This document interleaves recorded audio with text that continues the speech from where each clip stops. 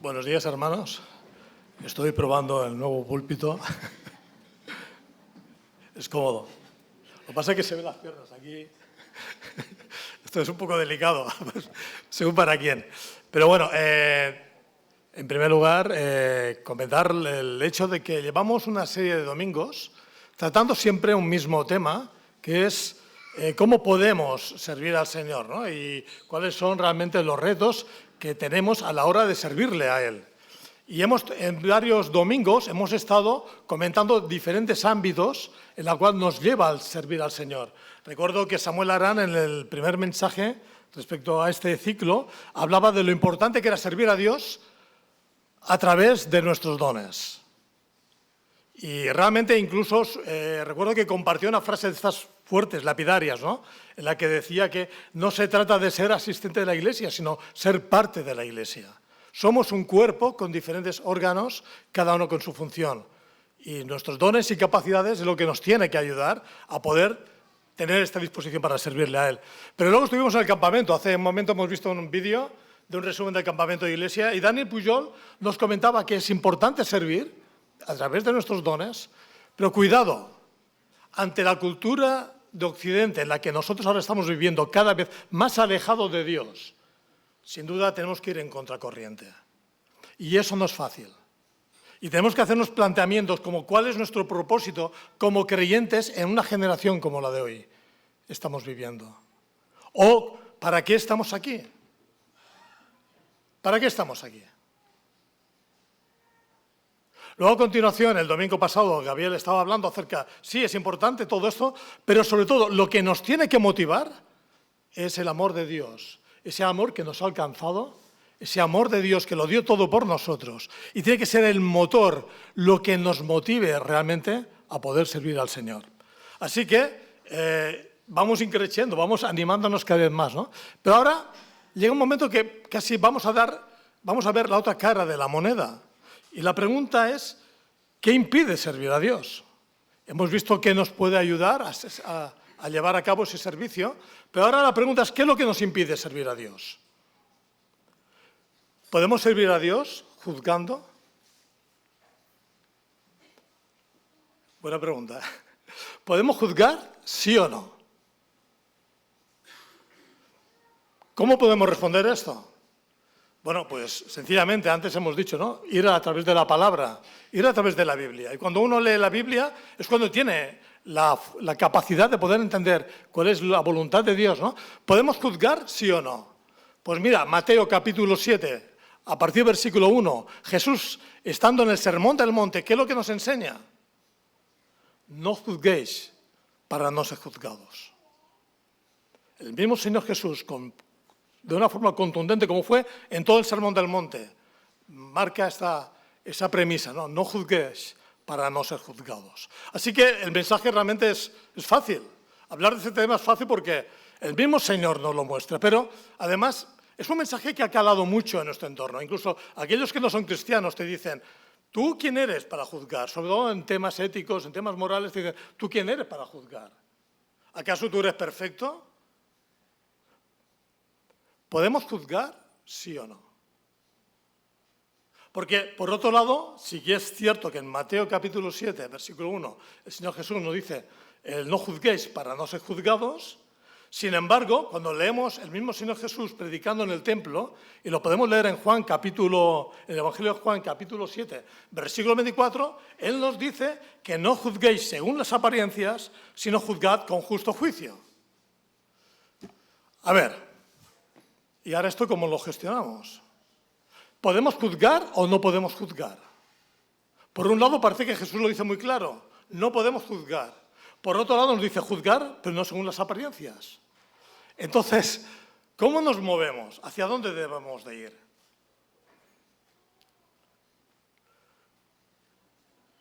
¿Qué es lo que hacemos? Bueno, uno tiene la sensación que al menos en nuestra sociedad actual, yo diría que uno de los deportes más habituales, aparte del fútbol, es precisamente el juzgar. Y cuando uno está en un entorno laboral, es que lo ve día sí y día también. Es algo que es un deporte bastante habitual, que lo practicamos de una forma muy continuada Y parece que sea como lo más natural del mundo. ¿Por qué? Porque es muy fácil. Porque tan solo uno lo que tiene que hacer es observar, evaluar, juzgas, y eso sí, luego lo compartes. Evidentemente que el protagonista principal no esté delante, no esté presente, lo compartes y seguimos adelante, ¿no? ¿Realmente nunca hemos juzgado? ¿Realmente nunca, pero nunca hemos juzgado a nadie?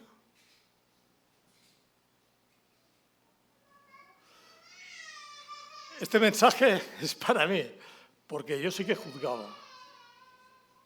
Y el Señor me ha tenido que mostrar que me he equivocado en muchísimas ocasiones.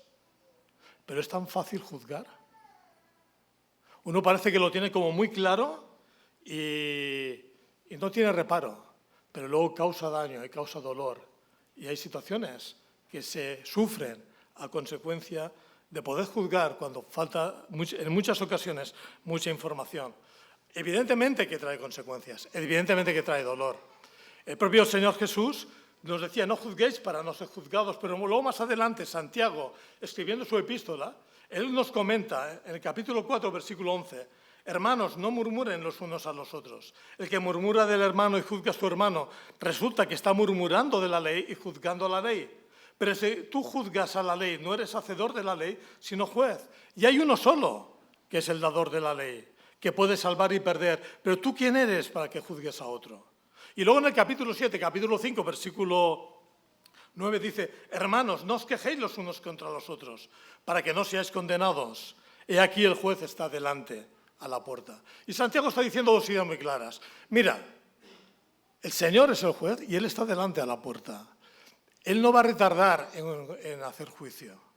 Y en segundo lugar, lo que nos está diciendo, ojo, que a veces cuando juzgamos hay murmuración o hay crítica. Y esto es lo que hace daño. Esto es lo que provoca dolor, tanto a la persona que lo recibe como al final en el entorno donde podamos estar. Me estoy refiriendo en el ámbito laboral, que es lo más clásico, en el ámbito social, cualquiera que fuere, ¿por qué no incluso también en el ámbito de la Iglesia, que estamos pues también un grupo de hermanos aquí? En cualquier lugar es tan fácil caer en la posibilidad de juzgar, que por eso lanzo esta pregunta. ¿Podemos juzgar, sí o no?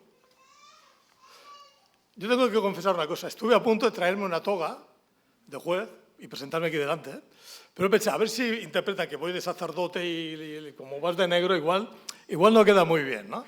Al final no había nadie que tuviera una toga para que me lo pudiera prestar. Pero qué fácil es colocarte una toga de juez, sentar, observar y condenar. Sin embargo, no sabemos a lo mejor qué contexto o qué situación se ha producido. Pero no sabemos el porqué. No sabemos las motivaciones que hay detrás de esa situación. ¿Podemos juzgar? ¿Realmente lo podemos hacer? A veces uno observa, no sé si os ha pasado, observas algo y de repente en tu mente parece que ya, de alguna forma, ya has hecho un juicio mental. Tú mismo te has proclamado que eres fiscal, que eres el jurado y el propio juez que dicta la sentencia. Y te quedas ancho.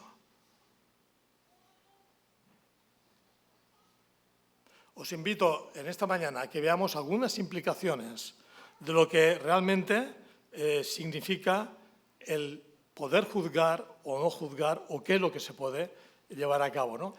Todo se puede juzgar, no se puede juzgar. ¿Qué dice la Biblia? Y lo primero que vemos, Jesús dice, no juzguéis. ¿Y por qué lo dice? Para que no seáis juzgados. ¿Por qué? Porque con el juicio con que juzgáis, seréis juzgados y con la medida que medís, os será medido. Y aquí vemos, sobre todo, la primera razón por la cual el Señor nos muestra el por qué no podemos juzgar. ¿Y cuál es? Cuando hay una actitud hipócrita por nuestra parte. Cuando hay una actitud hipócrita en nuestra parte. ¿Acaso no es verdad que es muy fácil ser muy duro cuando la cosa no va contigo, pero cuando te afecta personalmente o cuando te afecta en tu entorno familiar, ya lo ves de otra manera? ¿Es verdad o no es verdad? Bueno, a lo mejor nosotros no, pero afuera, ¿no ocurre acaso eso? que cuando no les afecta, tajantes, ¿no? Eres implacable. Cuando te afecta personalmente o en tu familia o en tu contexto, ya lo ves de otra forma distinta.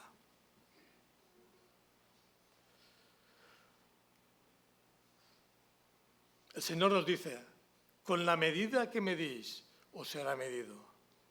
No intentes arreglar aquellas cosas que tú ves en la otra persona cuando resulta que tienes mucho que arreglar en tu corazón. Y de una forma, además, incluso como más escandalosa. Sabemos que el Señor Jesús no aceptaba la hipocresía. Él, además, condenaba a los religiosos de la época, no porque fueran religiosos, sino porque eran personas que normalmente tenían un doble rasero. Por un lado, cuando en lo que les afectaba a ellos eran muy flexibles. En lo que afectaba al pueblo eran muy tajantes. Y Jesús les condenaba. Y de alguna manera lo que descubrían ellos es que al fin y al cabo ellos juzgaban porque querían proyectar esa imagen de uno mucho más superior hacia los demás. Proyectar una imagen en la cual uno intenta hacer ver que es como muy espiritual, como que vive una vida muy profunda y, por supuesto, él sí que está capacitado para juzgar a los demás. No sabría poner la cara de espiritualidad ni vida profunda, pero es increíble que a veces por esa falta de sensibilidad podamos tener, pues, esa capacidad, ¿no?, de mostrar una imagen que luego cuando escarbas uno es consciente de que hay muchas razones por las que deberíamos de callar, ¿no? ¿Y cuántas veces podemos proyectar esa imagen que no deja de ser una máscara? ¿Para qué? Para que, como dice el apóstol Pablo, para hacer ver que en tu vida hay piedad cuando tus actitudes muestran la ineficacia de ella misma, ¿no?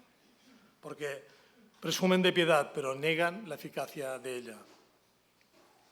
Jesús nos pregunta, ¿por qué miras la paja del que está al lado tuyo cuando tenemos una viga dentro de nosotros? Lo difícil es ver la viga, es lo difícil. Ver lo demás es muy fácil. Te sientas, empiezas a observar y ves actitudes y ves comportamientos y dices, ¡guau! Se lo tengo que decir, ¿no? Pero ver la viga de uno mismo es increíble. Hace poco recuerdo que Samuel Arán estuvo compartiendo un texto que encontramos en el libro de Samuel. Y es aquel momento cuando Natán habla con el rey David, ¿os acordáis? ¿Sabéis lo que estaba pasando? ¿No? ¿Cuál era el contexto? David ve a una vecina, adultera con ella, al final intenta arreglar el asunto, al marido lo envía a la guerra para que muera básicamente, no para que defienda, sino para que muera. Luego está durante un año sin pronunciar palabra y el Señor al final sabe que la única manera de que reaccione es a través de su profeta Natán. Y Natán se acerca de nuevo, se acerca al rey. Yo me imagino que el lenguaje no sería muy coloquial, no creo que en aquella época hubiera esa facilidad de poder acercarte a una persona eminente y hablar de tú a tú, pero imaginaos de repente que Natán dijera, David, mira, tengo un problema, es que hay una situación que no sé cómo arreglar. Mira, te explico a ver si me das un poquito de luz. Resulta que hay un pueblo, que hay un señor, que es una persona afincada, una persona con posibilidades económicas, tiene ganado, ovejas, vacas, etcétera, etcétera. Pero también hay otro vecino que tiene una ovejita esta blanquita, era cariñosa. Bueno, lo tiene de tal manera que está incluso dentro de la familia. O sea, comparte el calor del hogar, incluso la bañan, la limpian, juegan con ella. Y no te creerás lo que ha pasado. David estaría expectante y bueno, ¿y qué ha pasado? Pues mira, resulta que un día viene un visitante al otro vecino, que es una persona de posibilidades económicas, no se le ocurrió otra cosa que coger la oveja del hombre pobre, lo sacrifica para dar de cenar al invitado. Y automáticamente, es que no pasa un segundo, que salta el rey David con una fuerza, con un nervio, con un mal genio. Dice, a este habría que fusilarle. Bueno, fusilarle no, porque no existía en aquella época los fusiles, ¿no? Pero ya me entendéis. Y al final dicen, mira, pues si robó una, cuatro por una. Y que se presente aquí delante de mí, que se va a enterar quién es. David, eres tú. Es tu viga. Te es muy fácil juzgar esa situación, pero tú tienes una viga inmensa. Pero Dios es un Dios de perdón. Qué fácil es el poder observar lo de los demás y no ser conscientes de nuestra propia viga, ¿no? Así que una de las primeras condiciones que no podemos juzgar es cuando hay una actitud hipócrita por parte del que juzga. Pero la segunda consideración es, no podemos juzgar si actuamos sin misericordia.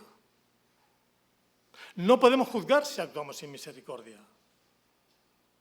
Y si como iglesia estuviéramos, o en el mundo del trabajo, si estuviéramos ahí presentes, estando de alguna manera pues ayudando, apreciando, colaborando, amándonos los unos a los otros, ¿verdad que si lo hiciéramos con amor y misericordia, nos evitaríamos de situaciones tan desagradables cuando hay un momento de murmuración, de queja, de crítica? Realmente, si nos movemos en esa murmuración, en esa crítica, en ese juzgar, ¿estamos sirviendo al Señor? ¿Realmente lo que el Señor Jesús quisiera de nosotros? ¿De cada uno de nosotros como discípulos de Él? ¿Qué dice la Biblia? ¿Podemos juzgar, sí o no? Pues bueno, uno empieza a leer las Escrituras y ¿qué encontramos en Proverbios, capítulo 3, versículo 3? Fijaros lo que dice. Nunca se aparten de ti la misericordia y la verdad. Átalas a tu cuello, escríbelas en la tabla de tu corazón. Ahora, fíjate lo que me encanta de ese versículo. Nunca se aparte de ti. Y aquí habla de dos aspectos muy importantes. La verdad es muy importante. Evidentemente que sí. Y la misericordia también es importante. Nunca se aparten de ti la misericordia y la verdad. La verdad es el qué. La misericordia el cómo lo haces. Atalas a tu cuello, que no se te olvide. Zacarías 7, versículo 9. Así habló Jehová de los ejércitos, diciendo, juzgad conforme a la verdad y hacer misericordia y piedad para cada cual con su hermano. Y de nuevo encontramos estos dos elementos, la verdad que es importante, la misericordia que es fundamental. Mirad, hermanos, la verdad no es negociable, pero la misericordia tampoco. ¿Y cuánto daño se ha hecho a veces cuando no se aplica misericordia? Así que no podemos juzgar ante una actitud hipócrita, no podemos juzgar sin misericordia. En tercer lugar, cuando desconocemos las intenciones. Y eso diríamos que entra en cajón, ¿no? Cuando no sabes realmente, cuando no tienes información, ¿cómo te atreves? Pero qué fácil es. No juzgues a uno. Hay un proverbio que dice así, no juzgues a un hombre hasta que no hayas caminado 1 milla con sus zapatos puestos. Es como si estuviera diciendo, mira, no juzgues a nadie si tú no eres capaz de ponerte en su realidad. No juzgues a nadie si no eres capaz de entender cuál es su historia, cuáles son sus luchas, cuáles son sus heridas. Entonces, cuando te pongas en su lugar, igual te vas a dar cuenta de realmente lo que implica, o desde la perspectiva suya, cómo lo está viviendo. Hay una anécdota, que creo que alguno de nosotros lo compartió, de Steve Covey. Es el autor de varios libros de management, entre ellos los siete hábitos eficaces. Y él hablaba de una situación que se encontró en el metro de New York. Entró y había pues una familia, un padre con unos niños, los niños revoltosos de aquí a allá, sentándose, poniéndose de pie, saltando, brincando. Y el hombre estaba nervioso y decía, bueno, pero esto no puede ser, vaya educación que este padre está dando a los hijos. Desde luego es que, vamos, necesitaría algún cursillo rápido para que le pusiera un poco al día. Y llegó un momento que no aguantó más y se le acercó al padre y dijo, oye, mire, ¿usted no ve que sus hijos están un poco, pues bueno, un poco incordiando a todos los que estamos en el vagón? Y él le contestó, perdone, no era mi intención. Acabamos de enterrar a mi mujer y ahora ellos están aquí intentando, pues, vivir esa situación que a partir de ahora nos vamos a encontrar. No sabía qué contestar.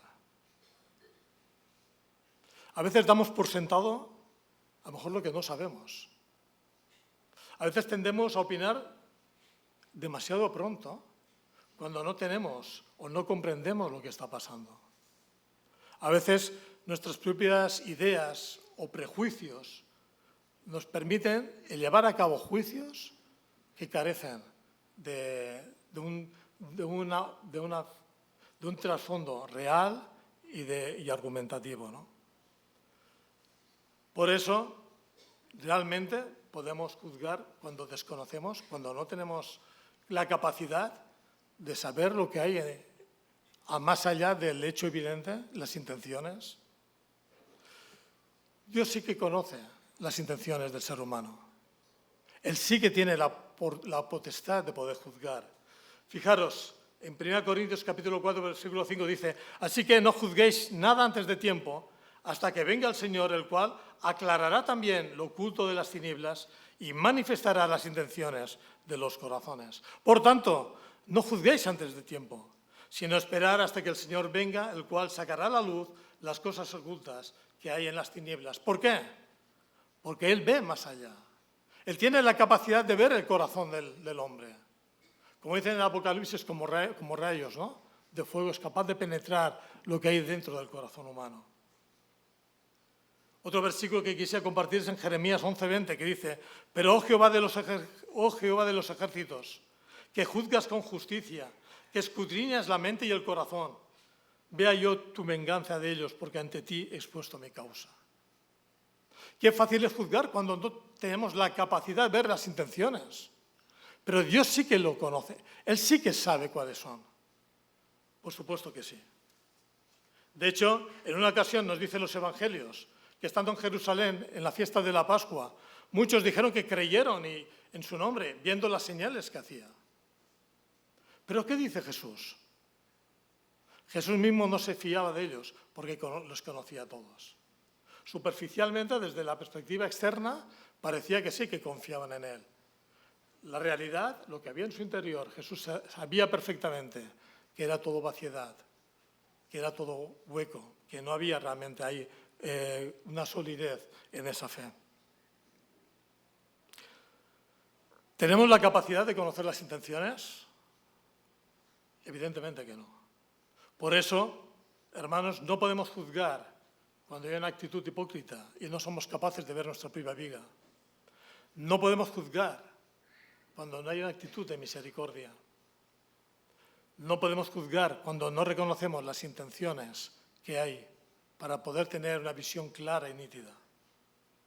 Pero aún más, no podemos juzgar cuando lo hacemos con un espíritu superior. Y cuando uno a veces se piensa que tiene aquí unos galones que le permiten de alguna manera tener esa capacidad de juzgar, eso es horrible. Hay tanto daño a veces por esa causa. Actitudes de líderes narcisistas que hacen daño en la congregación. Uno tiene la sensación, y esto lo comparto, uno tiene la sensación que a veces en grupos, cuando más extremista, más fácil es llevar a cabo este tipo de actitud, de enjuiciar, sacar sentencias, de una forma libre, abierta y sin demasiados miramientos. Como dijo alguien, a veces desde la gracia se juzga con muy poca gracia.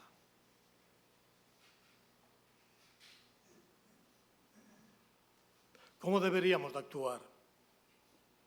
Hay un texto que es tremendo, porque nos pone a prueba. Es un texto que lo deberíamos saber de memoria, Gálatas capítulo 6, versículo 1.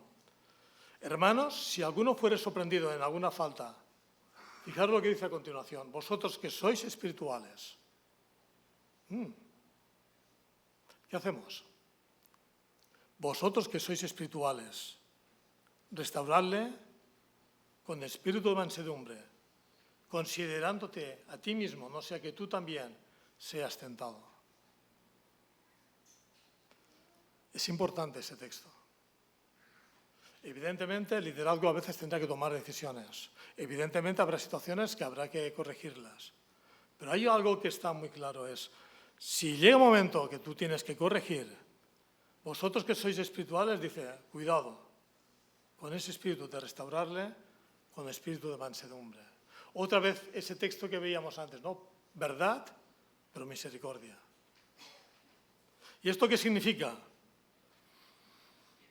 Que al final todos somos vulnerables, que todos tenemos nuestras debilidades, que todos podemos caer y necesitamos de la gracia de Dios. Que el foco es para poder restaurar, que la idea es conducir, si es necesario, a la confesión, al arrepentimiento, pero con un espíritu de mansedumbre, con una advertencia muy clara, y es considerándote a ti mismo. No sea que mañana te pase a ti y cómo te gustaría que te tratasen. No podemos juzgar con una actitud hipócrita. No podemos juzgar sin misericordia. No podemos juzgar las intenciones porque somos incapaces de ver. No podemos juzgar con un espíritu de superioridad. Y por último, no podemos juzgar porque no te guste lo que el hermano está haciendo. Esta frase no sabía cómo ponerla en plan elegante, pero dije, bueno, lo dejo así, porque realmente es así. Uno lee Romanos capítulo 14, que es donde se basa el texto, y era increíble. Había en la iglesia que había algunos que pensaban que podían comer carne sacrificada a los ídolos, otros pensaban que no, unos que veían la visión de una manera, otros de otra, unos criticando a unos, otros criticando a otros, unos considerándose que eran cristianos maduros, otros que los otros eran los débiles en la fe. Y ahí hay un lío en Romanos capítulo 14 que deberíamos estar un día solamente considerándolo, porque es que es muy interesante lo que pasa. Y muy interesante cómo el apóstol Pablo va poniendo paso a paso las directrices claras para podernos conducir en ese contexto. Pero al fin y al cabo, llega un momento que sí, es verdad. Hay hermanos que bebemos vino, si es de Ribera del Duero o si es de La Rioja mejor, y hay hermanos que no beben vino, a lo mejor beben Coca-Cola. Hay hermanos que les gusta comer morcilla y van a Burgos, la morcilla de arroz, que tan buena es, y hay hermanos que con el tema de la sangre consideran que no pueden comer morcilla. Hay situaciones que se encontramos, hay hermanos que son vegetarianos y otros que les encantan las barbacoas, y si se os ocurre hacer una, pues invitarme, porque a mí también me gusta, también me encanta, no las vegetales, las de carne, ¿no? Y así podríamos decir sucesivamente, porque lo importante al final es lo que dice el apóstol, capítulo 14, versículo 5.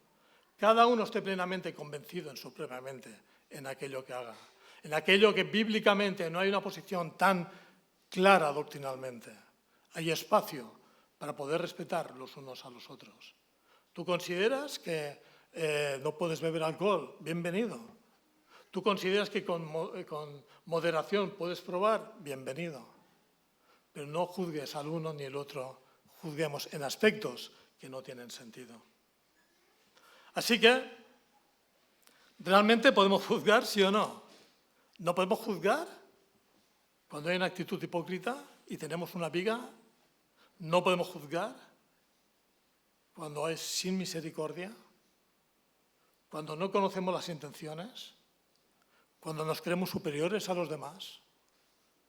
Cuando además no te gusta lo que el otro hermano hace sin tener criterio bíblico para indicar que no es correcto.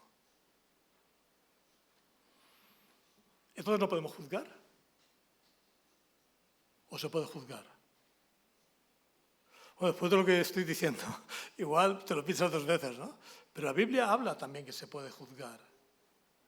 Y luego cuando vemos en capítulo 7 de Mateo también dice, el que podemos juzgar, no juzguéis según las apariencias, sino juzgad con justo juicio. Es decir, para juzgar con justo juicio, en primer lugar, no te quedes con lo aparente. Como dice otra versión, mira más allá de la superficie. Hay aspectos fuera de los que ya hemos considerado que es importante juzgar. Y Daniel, ¿y qué es importante juzgar? Y en Mateo capítulo 15 dice, mira, guardaos de los falsos profetas, porque hacen daño. Y es importante que como iglesia tengamos el discernimiento y la capacidad de juzgar si estos falsos profetas, que por cierto no hay nadie que aparezca con un rótulo diciendo yo soy falso profeta y vengo aquí a la iglesia, sino que muchas veces son personas que a lo mejor han estado siempre dentro de nuestro contexto, que de una forma solapada empiezan a enseñar y empiezan a embaucar y dices, ¿pero qué está pasando aquí? ¿Y qué dice la palabra? Guardad de los falsos profetas que vienen a vosotros, ¿cómo? Vestido de ovejas, pero que dentro son lobos rapaces. Por sus frutos los conoceréis. Así que, hermanos, podemos juzgar, sí, podemos juzgar lo que son los falsos profetas Aquellos que tal vez van de una manera, que bueno, predican bien, hablan bien, son muy agradables, son muy simpáticos, pero luego lo que dicen a lo que hacen, hay una incongruencia, no coincide. Pero eso implica una buena dosis de observación. Es no mirar a la superficie, como dice el texto bíblico. Es ser capaces de bucear, de profundizar un poco más y poder analizar si realmente eso es correcto delante de Dios o no es. De hecho, en Mateo, ¿qué es lo que dice el Señor? Que muchos dirán, oh Señor, yo en tu nombre hice tal cosa, en tu nombre predicaba, en tu nombre era profeta, en tu nombre hacía milagros. ¿Y qué responde el Señor Jesús? ¿Qué responde? Quitaos de mí. No os conozco. No formáis parte del pueblo de Dios. El texto bíblico nos dice, juzgar, sí, cuando somos capaces de poder analizar y poder ver si realmente son falsos o no son falsos, aquellos que nos quieren enseñar, aquellos que nos quieren mostrar, aquellos que pueden perturbar en la vida de la Iglesia. Por sus frutos los conoceréis. El árbol da una serie de frutos. La persona es el árbol. El fruto son sus acciones, sus actitudes. Y si coincide el fruto con respecto al árbol que pertenece, es coherente. Hay una congruencia. Cuando no coincide, es un buen indicador para tenerlo presente, para poder reflexionar, que no todo el que me dice Señor, Señor, entrará en el reino de los cielos. Pero también podemos juzgar, sí, no solamente contra los falsos maestros. Dice la Escritura, entre los pleitos entre los hermanos. A ver, ¿cómo? O sea, ¿hay un pleito? ¿Podemos juzgar? Bueno, mira lo que pasaba en 1 Corintios, capítulo 6. Que habían hermanos que se peleaban entre ellos, iban a los tribunales y delante de los tribunales decían, yo soy cristiano, él también, pero tenemos un problema que no somos capaces de entendernos y tú, señor juez, que no eres cristiano, por favor, dinos y marca sentencia y haz justicia. Y Pablo dice, pero ¿cómo es posible? ¿De verdad que en la iglesia de Corinto no hay nadie que sea capaz de poderlo corregir? ¿De verdad que no hay nadie? Así que podemos corregir situaciones que realmente hay una cierta injusticia. Pues es lo que Pablo dice, marca sentencia, ¿no?, respecto a este tema. Tercer lugar, podemos juzgar a aquel que causa divisiones. Y cuando vemos en Tito 3:10, ¿qué es lo que nos dice el texto? Al hombre que cause divisiones después de una y otra amonestación, deséchalo. Y Pablo escribe a Tito, y Tito está llevando a cabo una misión increíble en la isla de Creta, una situación, poniendo orden a las iglesias, estableciendo iglesias, consejos de ancianos, etcétera, etcétera. Pero hay algo que es importante, decir, mira, si hay esta situación, debes de intentar corregir. ¿Cómo? Lo hemos dicho, ¿no? Con misericordia. Pero tienes que hablar y decir que no es correcto. Y si no te obedece, de nuevo lo tienes que hacer. Debe de recapacitar, entender que no puede seguir en esta línea. Y si luego sigue, dice el texto bíblico, pues deséchalo. Al hombre que causa divisiones, llega un momento que el dolor es tan fuerte que es mejor tomar medidas para que no llegue a esa situación concreta, ¿no? Cuarto, el pecado en la iglesia. La verdad que la iglesia de Corinto estaba casi tenía todos los ejemplos, ¿no?, a tener presente. Porque llega un momento que en la iglesia hay una situación, un escándalo social, personal, ético, increíble. Y Pablo se entera y ve que la iglesia no hace nada. No reacciona, lo permiten. Un escándalo sexual que aparece en la iglesia, lo permiten, no pasa nada. Y Pablo tiene que escribir y dice, mira, hermanos, esto hay que hacer algo. Y tenemos que juzgar esa situación. Y tenemos que disciplinar y tenemos que llevar a cabo una serie de pasos. Porque esto no puede seguir adelante. Y si vosotros no lo hacéis, dice, yo ya juzgo esta situación. Es que yo ya comento que esto hay que hacerlo así. ¿Y dónde está la misericordia, Pablo? En 2 Corintios. Cuando dice, ¿todavía no habéis restaurado al hermano? ¿No va siendo hora que le restauremos? No podemos juzgar cuando hay falsos maestros, podemos juzgar cuando hay pleitos entre hermanos, podemos juzgar cuando hay situaciones que causan división, cuando hay pecado en la Iglesia, pero nunca debemos de olvidar que la gracia y la misericordia deben estar por encima de la situación. No podemos juzgar la actitud hipócrita, no podemos juzgar sin misericordia, no podemos juzgar si no somos capaces de ver las intenciones que hay detrás. No podemos juzgar cuando hay un espíritu superior en nosotros. No podemos juzgar porque no te guste lo que está haciendo el hermano. Hay una regla de oro que nos puede ayudar. No juzguéis y no seréis juzgados. No condenéis y no seréis condenados. Perdonad y seréis perdonados. Cuando aplicamos esta regla, seguramente que la capacidad de ayuda va a ser mucho más eficaz. ¿Cuál es el espíritu que hay detrás de esta regla de oro? Hacer a los demás lo que nos gustaría que nos hicieran a nosotros. Tal vez no ser duros cuando te afecta a ti a nivel personal, seguramente que lo harías de otra forma diferente. Así que, como dice Santiago capítulo 2, versículo 13, porque juicio sin misericordia se hará con aquel que no hiciere misericordia, y la misericordia triunfa sobre el juicio. Podemos juzgar. Hay aspectos que podemos juzgar y hay aspectos que no. Pero sobre todo, antes de nada, debemos de observarnos a nosotros mismos y hacernos la siguiente pregunta. ¿Cuál es la viga que hay delante de mi ojo? ¿Qué viga estoy arrastrando desde hace años que todavía he sido incapaz de extraerla? Que la noto que está ahí, que me duele el ojo, que me impide ver, pero que soy tan rápido, tan ágil en ver a los demás, que soy incapaz de reconocerme en mí mismo. Por supuesto que podemos juzgar, pero no siendo incongruentes. No siendo incongruentes, sino que realmente podamos ser ese árbol que pueda dar fruto y ese fruto sea consecuente al árbol que representa. Es un tema complicado. Vamos a empezar con el juzgar, más adelante lo que es criticar y en tercer lugar lo que es el rencor. Son 3 frenos que nos van a impedir servir al Señor con eficacia. Pero nosotros amamos al Señor. Nosotros hemos expresado que deseamos que Él reine en nuestras vidas, que en la Iglesia podamos también compartir ese gozo de la salvación los unos con los otros y poderle rendirle a Él la gloria y la alabanza.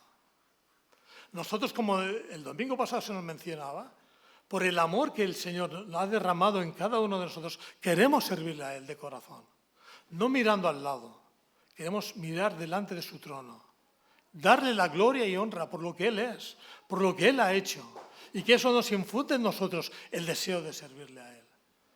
Pero no caigamos en el error o en el freno de juzgar. Es tan goloso, es tan fácil. Es que nosotros internamente lo hablamos, es que vaya temas. Es que ¿quién no lo ha hecho? ¿Quién no ha practicado tal deporte? ¿Y cuánto daño se hace? ¿Y cuánto dolor hay cuando se aplica? Que el Señor nos bendiga esta mañana y que podamos seguir mirando al Señor, mirando a Jesús, que es el autor de nuestra salvación. Vamos a orar y vamos a terminar la reunión. Sí, Padre, en esta mañana estamos a punto de terminar esta reunión. Y durante estos días hemos considerado que es un privilegio el poder servirte. Es un privilegio, Señor, utilizar aquellas capacidades, aquellos dones que tú nos das para tu gloria, para tu honra. Pero, Señor, ayúdanos también a entender que hay aspectos que pueden provocar dolor, sufrimiento. Hay situaciones que, mal llevadas a cabo, pueden impregnar, un dolor tremendo en el seno de la Iglesia. Y sabemos, Señor, que lo que tú deseas de nosotros es cada vez ser más cercanos a ti, cada vez tener más el carácter del Señor Jesús en nuestras vidas, parecernos más a Él, en ese fruto del Espíritu, que es gozo, paz, mansedumbre, templanza y tantas cosas, Señor, que debemos de trabajarlas en nuestras vidas. Gracias, Padre, por tu palabra. Gracias, Señor, porque tú nos animas que hay aspectos que debemos de discernir, pero nos adviertes de no juzgar en aspectos que realmente debemos de observarnos a nosotros mismos. Danos tiempo de reflexionarnos a nosotros mismos para ver qué hay que cambiar en nuestras vidas, qué tenemos que transformar para poder ser vidas que te agraden a ti, Señor, y que con plenitud podamos servir. En tu nombre te agradecemos, en el nombre de Jesús. Amén.